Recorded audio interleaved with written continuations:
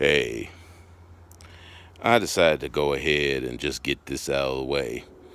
Yesterday, right before Extreme Rules, WWE's um well event on WWE Network, it was announced that Hulk Hogan had been reinstated into the Hall of Fame. And it was no big shock to me because I knew eventually that was going to happen. And even I have said that Hulk Hogan's career, his accomplishments, should not be erased. But I've also been constant in the stance that the man behind Hulk Hogan, Terry Bollea, can still kiss my black behind. And I still feel that way. And the Lex Man is, and people and other people, and I'm talking specifically other black YouTubers who cover wrestling, they're entitled to their opinions. They're entitled to their opinions. They want to support Hulk Hogan, that's on them. What kills me is some of these people in their comment section to start talking about hey, people are way too sensitive and this and that. Okay, unless you are if you are not a black person, all I'm gonna say is shut the hell up. I wonder, would you be supporting Hulk Hogan if he had said something slurred in a state of duress or not about a Jewish person or a Hispanic person? I wonder, would you be saying that? Probably not, especially the Jewish one. But when it's black people, y'all expect me to shut up. Now, I gave up the pro-black thing a long time ago because, quite frankly, I find a lot of their rhetoric to be ridiculous. Now, do I think it's completely wrong? No. There's some points that actually are valid. But it's funny how when it's us, they want us to shut up. But when it's other groups, yeah, they might want them to shut up too, but most of them ain't gonna tell them that to their faces. And when they do, there's usually a Voltron force, shall we say, or a Megazord force, to use a comic reference, that usually shows up and tell them people to have several seats. So Hogan being reinstated to the Hall of Fame doesn't bother me, but all I gotta say is, if you reintroduce him back on television, please do not use any of the talent of color to do it. Please. You do that, I'm gone. I'm out of there. Cause I can't mess with y'all, cause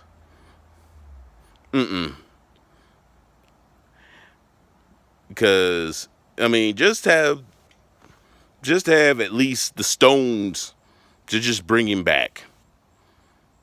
And like I said, I never thought his career should have been erased. What he did way too much. Y'all have a hard time erasing Chris Benoit. And what he did was, if I had to be honest, what he did was far worse than what Hogan did.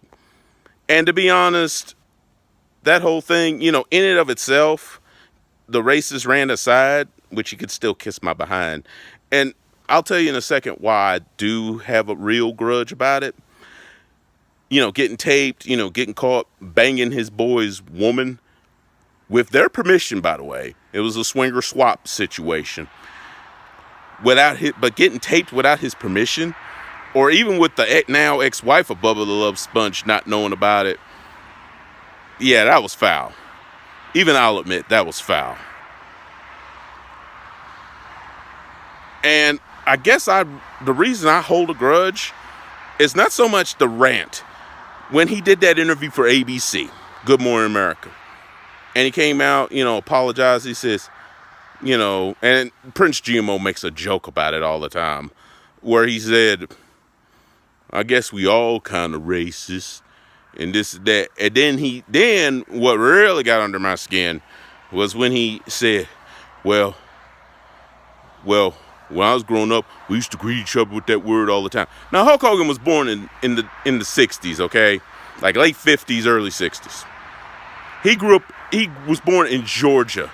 I doubt very seriously white folks ran up on each other and said, hey, good morning, N-word. And I doubt they said that to black people. There probably was a fist fight if there was. because black people actually had some stones back then, but that's a whole nother issue. But, you know, he went into this, you know, oh, that's the way I was raised, and this, when he should have just said, look, I was in a bad place at the time, but I do apologize for anyone I offended. Had he had stopped at that, I'd have been like, okay.